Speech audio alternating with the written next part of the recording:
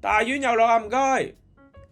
呢一句說話對於大部分喺香港土生土長嘅朋友嚟講，絕對係一句耳熟能詳，甚至講得出感情嘅口頭禪。就算大丸百貨已經結業咗超過1/4個世紀，呢句原本只喺鹿頂小巴上面嗌落車嘅說話，依然好奇妙咁喺街頭巷尾流傳至今啊！甚至仲俾唔少音樂人寫入去廣東流行曲嘅歌詞入邊添啊！點解一個已經唔存在嘅品牌，點解可以喺幾十年之後依然深刻咁留喺一個城市嘅語言記憶入邊呢？呢句說話背後正正就係反映咗日式百貨公司喺香港人嘅集體回憶同埋心入邊曾經佔據幾咁舉足輕重嘅地位啊！從1960年代第一間日資百貨公司大丸正式進駐香港開始，去到80年代百花齊放、盛極一時嘅黃金歲月，再去到90年代尾，隨住經濟風暴而帶嚟嘅集體撤退潮，然後我哋見證咗純光同埋吉之島點樣由逆境中穩步轉型同埋深耕社區，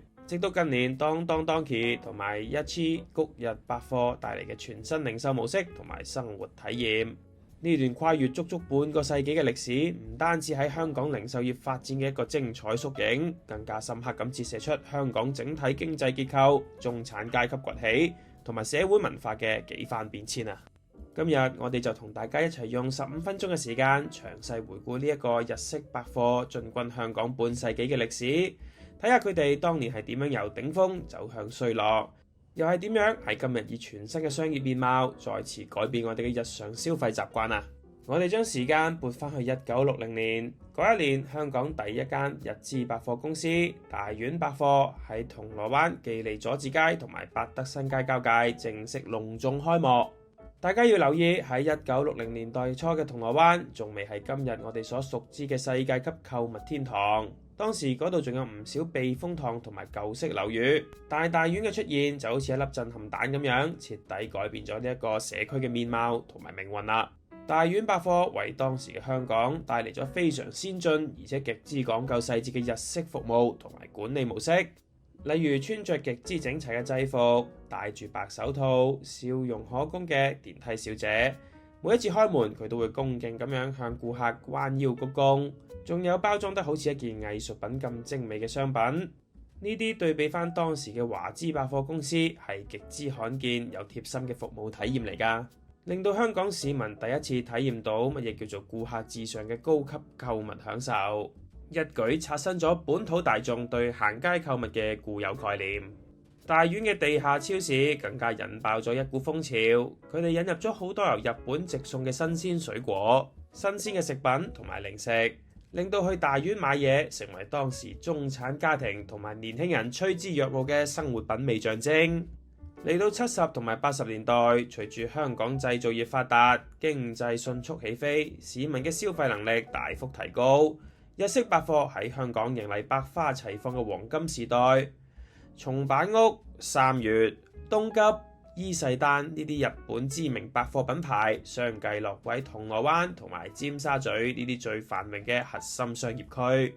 喺嗰個年代，約埋3、5知己去日資百貨公司 window shopping 一下，睇下最新嘅日本時裝潮流，去日式餐廳食嘢，成為當時好多年輕人週末最流行、最潮嘅社交活動。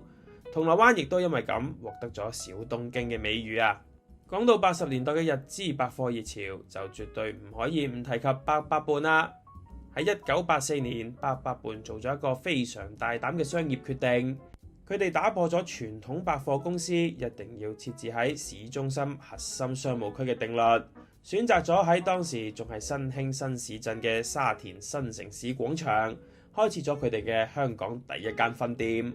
八佰伴嘅創辦人和田一夫，亦都即係日本著名電視劇《阿信的故事》嘅主角原型嘅現實人物，展現出極具前瞻性嘅商業眼光。佢敏銳咁睇準咗香港政府大力發展香港新界新市鎮所帶嚟嘅龐大人口潛力，同埋一般家庭嘅民生消費需求。八佰伴嘅經營策略同傳統嘅高檔日資百貨好唔同。佢走嘅係平民化、大眾化路線，強調一站式嘅購物同埋娛樂體驗。店鋪內唔單止有佔地廣闊嘅日式超級市場、價格親民嘅服裝雜貨，仲有美食廣場同埋兒童遊樂場。88泮嘅巨大成功，象徵住日資百貨由傳統嘅核心商業區正式伸延到廣大嘅住宅社區。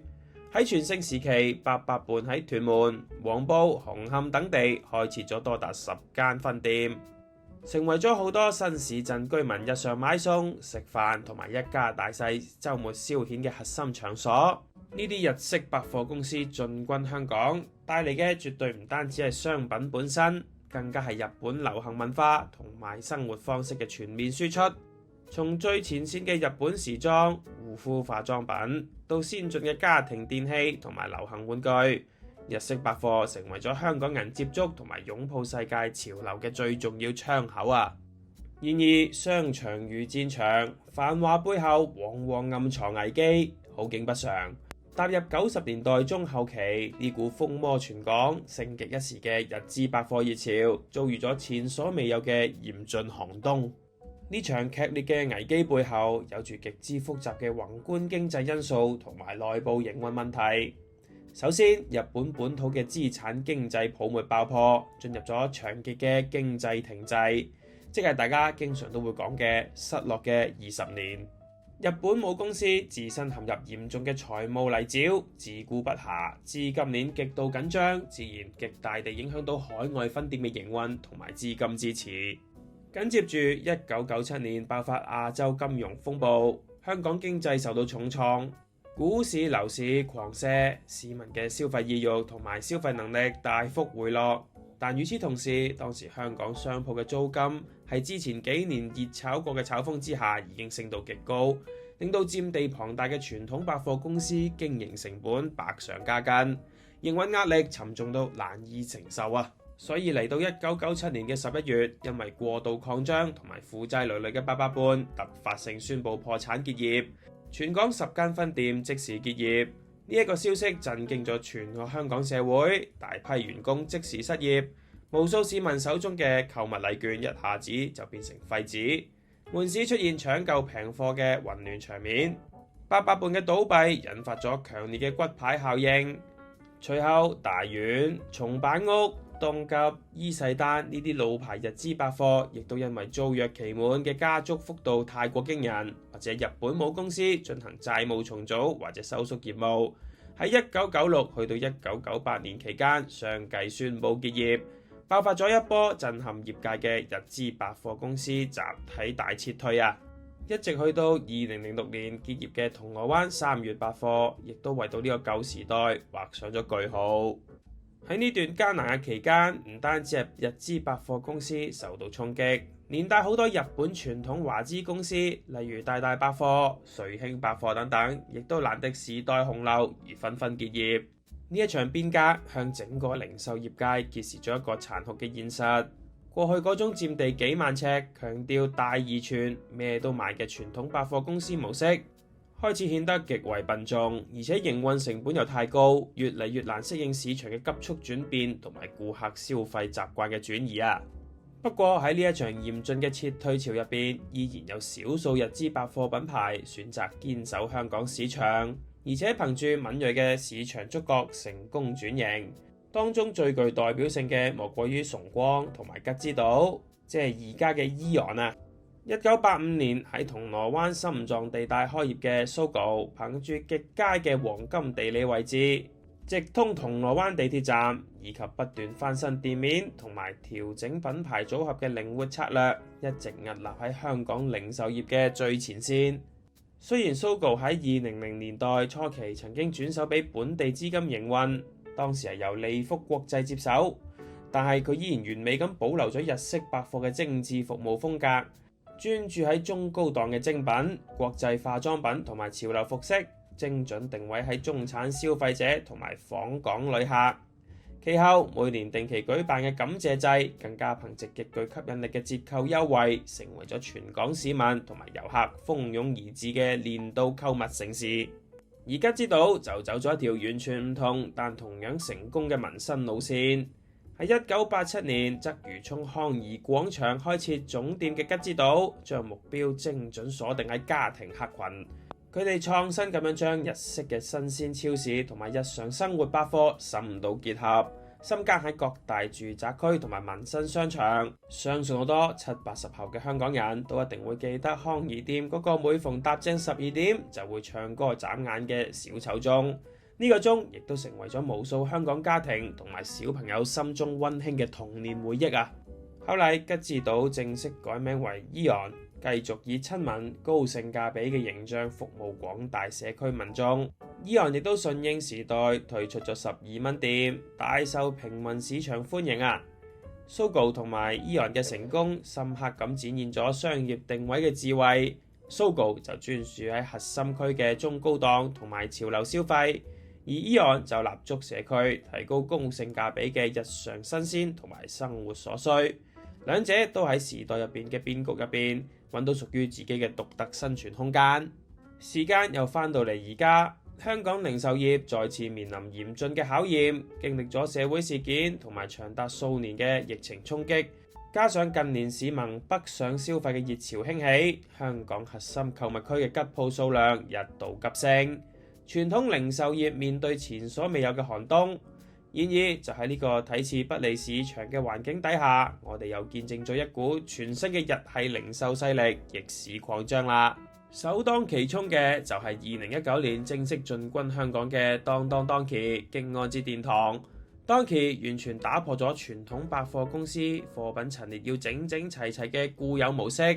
採用咗極具特色、帶有尋寶感嘅密集式陳列。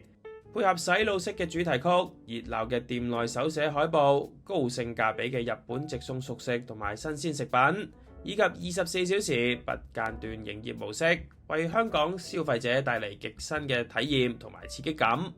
Donkey 喺香港嘅爆紅，證明咗喺網購普及嘅年代，實體店只要提供到獨特嘅情緒價值同埋不可替代嘅購物體驗，依然可以吸引大批顧客深夜專程光顧啊！緊隨其後嘅就係發展迅速嘅谷日百貨集團，呢個喺2022年成立嘅平台，最初以與日同價作為核心賣點，打造專營日本優質貨品嘅網購生態圈。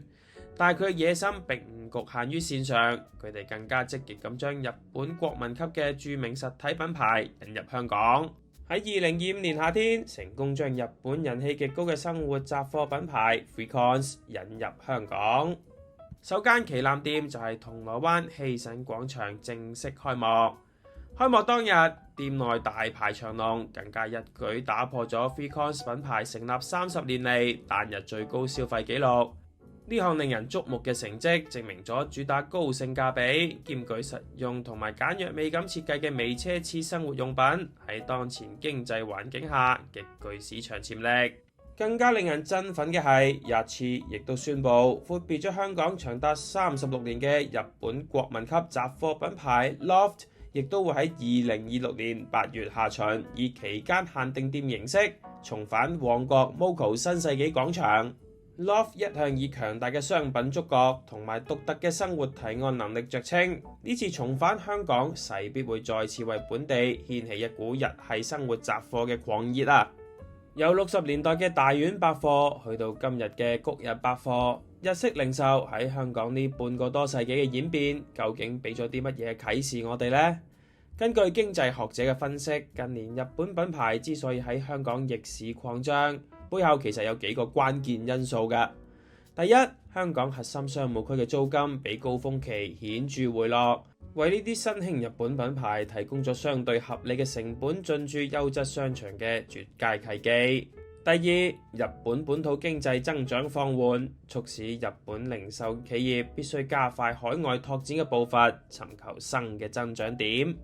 第三，亦都係最重要嘅一點，香港本地消費者嘅消費模式正在經歷一場深刻嘅結構性轉變。喺北上消費同埋網絡購物極度普及嘅雙重夾擊底下，香港嘅實體零售店必須進行深度轉型。Yachi 引進 FreeConz 同埋 Loft 嘅商業策略，正正就係切中咗而家現代消費者嘅痛點。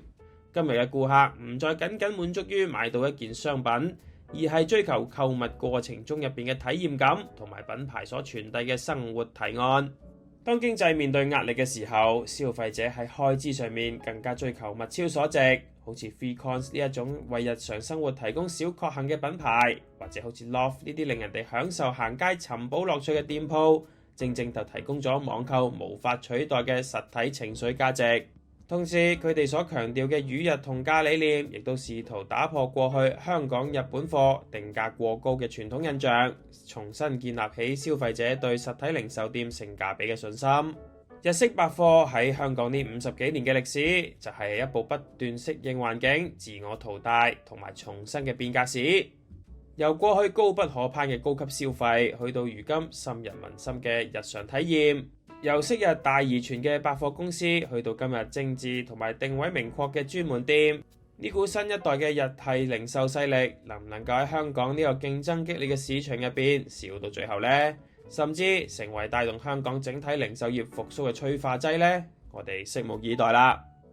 嚟到最後，多謝各位收睇今日嘅影片。喺香港歷史上面出現過咁多間日資百貨入邊，你最懷念又係邊一間呢？對於 Loft 即將重返香港，你又有冇啲咩期待呢？歡迎喺下面留言話我知。如果你中意呢條片，記得 Like、Share 同埋 Subscribe 我哋嘅 YouTube Channel 啦。我哋下條片再見。最後記得留言話我知你嘅 Boss Mine 啦，拜拜。